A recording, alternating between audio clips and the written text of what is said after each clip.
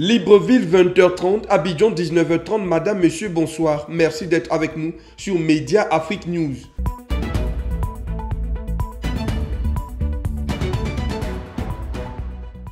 À la une de l'actualité ce soir, en Tunisie, le gouvernement et l'Union européenne ont signé un protocole d'accord visant à lutter contre l'immigration irrégulière.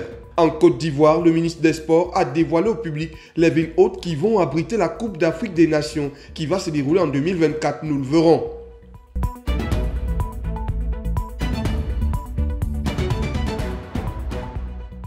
Premier arrêt dans ce journal, au Congo-Brazzaville, la hausse du prix du carburant entrant en vigueur ce week-end fait débat.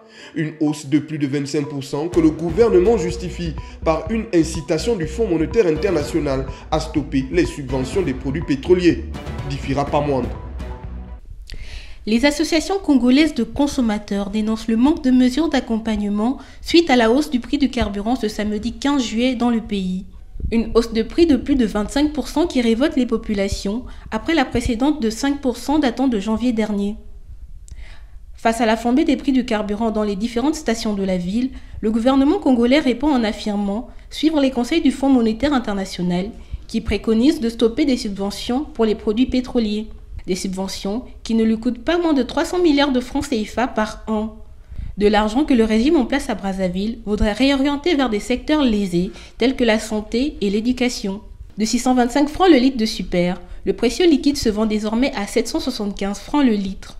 Une inflation de trop pour les automobilistes qui déplorent un fort accroissement dans ce secteur qui est un maillon essentiel dans le ravitaillement de tous les marchés. Pour le Premier ministre Anatole Collinet, le gouvernement voudrait petit à petit revisiter son modèle économique qui a longtemps été influencé par l'intervention de l'État.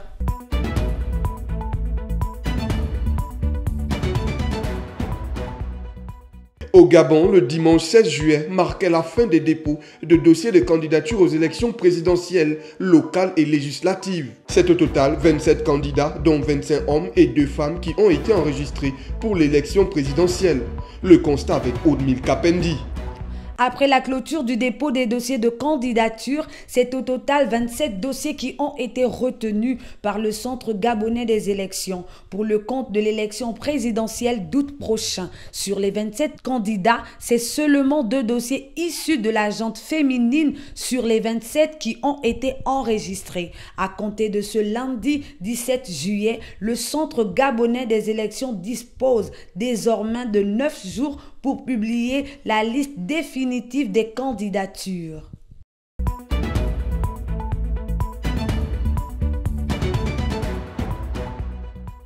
En Centrafrique, la campagne référendaire a été lancée ce week-end par les autorités.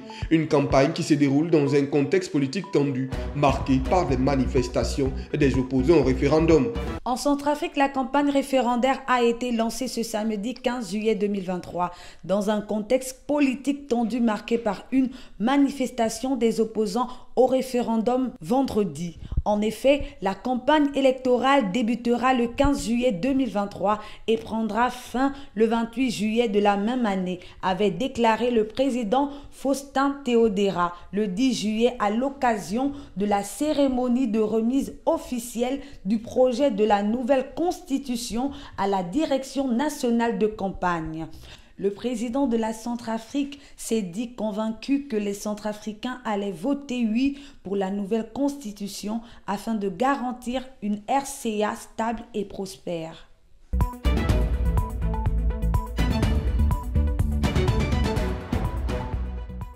En Gambie, ce lundi 17 juillet, s'ouvre à Banjul le procès entre le ministère de la Santé et l'autorité gambienne de régulation du médicament. On compte plus de 70 enfants décédés d'insuffisance rénale due à la prise d'un sirop putrique provenant du laboratoire indien Maiden Pharmaceuticals. Darren Meyer pour les détails.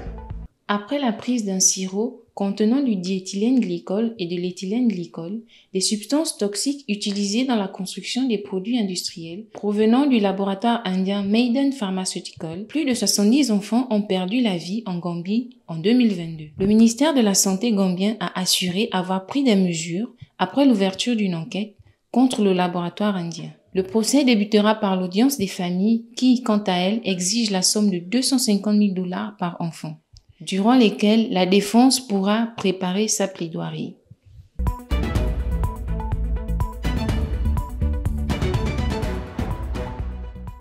Au Sénégal, les députés se sont réunis ce lundi pour l'examen de projets de loi suite au dialogue national. Occasion pour ces élus de s'intéresser à la révision de la Constitution et la modification du code électoral en prélude aux élections de 2024. Le reportage porte la signature de Magali Rodriguez. Ce lundi 17 juillet 2023, les députés sénégalais se sont réunis à Dakar pour examen d'un projet de loi suite au dialogue national. Le fait du jour compte en grande partie sur la révision de la Constitution et la modification du code électoral des élections 2024. Suite au Conseil de ministres qui s'est tenu mercredi 7 juin 2023, présidé par le président Macky Sall, portant révision de la Constitution, plusieurs projets ont été mis au point afin de suivre les dernières recommandations qui ont eu lieu lors de leur dernière rencontre du mois de juin. Ces modifications permettront ainsi aux opposants Karim Wade, fils de l'ancien président condamné en 2015 à 6 ans de prison ferme pour enrichissement illicite, et Khalifa Sall, ancien maire de Dakar, qui lui a été condamné à 5 ans pour détournement de fonds publics en 2018, d'être éligible à la présidentielle. Tous deux ont été graciés par le chef du gouvernement. Malheureusement pour l'opposant Ousmane Sonko, qui a été condamné à 2 ans de prison pour cause de corruption de la jeunesse, il ne sera pas éligible à la candidature 2024 car son délai ne lui permettrait pas. Ces initiatives sont à cet effet une concrétisation des déclarations publiques du chef de l'État lors de son discours à la nation sénégalaise le 3 juillet, selon lesquelles il ne sera pas candidat à l'élection présidentielle 2024.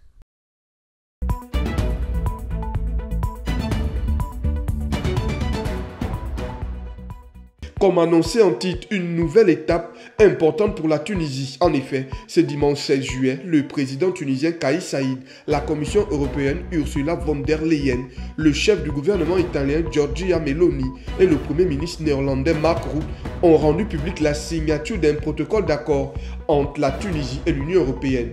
Un partenariat qui vise à mettre un terme aux questions de lutte contre l'immigration irrégulière dans ces pays. Emmanuel. C'est officiel. La Tunisie et l'Union européenne ont signé ce dimanche 16 juillet à Tunis un protocole d'accord pour un partenariat stratégique complet. Objectif, lutter contre l'immigration irrégulière, les énergies renouvelables et le développement économique. Les détails de cet accord sont encore à découvrir, mais pour l'Union européenne, il est important de démanteler les réseaux de passeurs. Souvent critiquée pour sa mauvaise politique d'immigration et un traitement dur des réfugiés, la Tunisie est un point de départ pour les immigrés en partance pour l'Europe. Ce présent accord prévoit une aide de 105 millions d'euros, soit plus de 68 milliards de francs CFA pour lutter contre l'immigration irrégulière dans le pays. Il s'agit d'un investissement dans notre prospérité partagée, dans la stabilité et dans les générations futures. Le partenariat avec la Tunisie peut être vu comme un modèle pour l'établissement de nouvelles relations avec les pays voisins d'Afrique du Nord. Rappelons que la Tunisie connaît aussi une crise généralisée de son économie, une inflation et le chômage. Cet appui communautaire inclut également un renforcement des liens économiques et commerciaux et la coopération en matière d'énergie verte.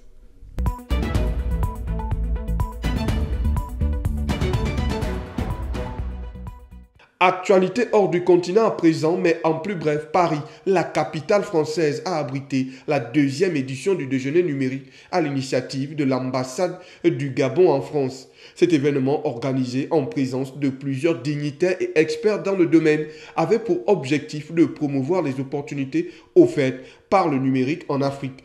La Fédération internationale de football association vient de dévoiler la composition du groupe d'études chargé de livrer une meilleure analyse des matchs de la Coupe du monde féminine. La compétition qui débute le 20 juillet se déroule en Australie et en Nouvelle-Zélande.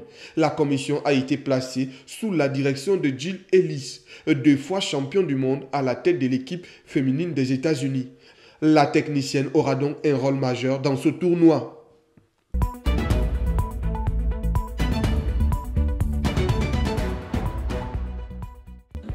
Et puis, sport pour boucler ce journal. Comme annoncé en titre, le week-end écoulé, le ministre des Sports ivoirien, Paulin-Claude Dano, a dévoilé les 5 villes hôtes pour la Coupe d'Afrique des Nations prévue en Côte d'Ivoire en janvier et février 2024. Ainsi, 5 agglomérations ont été retenues et 11 centres d'entraînement seront des villes hôtes de la compétition. Le reportage est signé Médéric Moreau. Abidjan, Bouaké, Yamoussoukro, San Pedro et Korogo sont les agglomérations qui vont abriter les rencontres de la Coupe d'Afrique des Nations 2024. C'est ce qui ressort de la communication du ministre ivoirien des Sports, Paulin-Claude Dagneau. Ce dernier a dévoilé les stades retenus pour la compétition africaine de football la plus prestigieuse. Des terrains auxquels vont s'ajouter plusieurs centres d'entraînement, tous situés au sein des villes hautes subventionnées. Après de nombreuses années de travail et un investissement d'environ 500 milliards de francs CFA, la 34e édition de la Coupe d'Afrique des Nations se déroulera dans les conditions les plus optimales du 13 janvier au 14 février 2024. En plus des stades et des terrains d'entraînement, plusieurs infrastructures routières, hôtelières et sanitaires ont été mises en place afin que les normes édictées par la Fédération internationale de football association, la FIFA, et la Confédération africaine de football soient respectées. D'après le ministre des Sports Paulin-Claude Dagneau, 3 nouveaux stades sont sortis de terre, notamment à Yamoussoukro, Korogo et San Pedro. Ce dernier a également indiqué que l'État a entrepris la réhabilitation du stade de la Paix de Bouaké et celle du stade de Fouet-Boigny d'Abidjan et a procédé à la mise en conformité du stade Alassane Ouattara d'Ebimpe. Au total, ce sont 24 terrains d'entraînement et 32 villas qui ont été construits ou réhabilités dans le cadre de cette compétition. Dans quelques mois, ce sont 24 équipes qui vont se disputer le titre de la compétition de football la plus prestigieuse sur le continent. À ce jour, 15 équipes ont déjà obtenu leur qualification après 4 journées des éliminatoires. Les 9 formations restantes devront encore batailler afin d'obtenir un ticket au pays des éléphants l'an prochain. Voilà, c'est la fin de cette édition d'information. Suivez l'information en continu sur notre page Facebook Média Afrique News avec nos différents flashs d'information de 9h, 13h et 18h. Et nous, on se retrouve demain à 20h30. Bonne soirée à tous.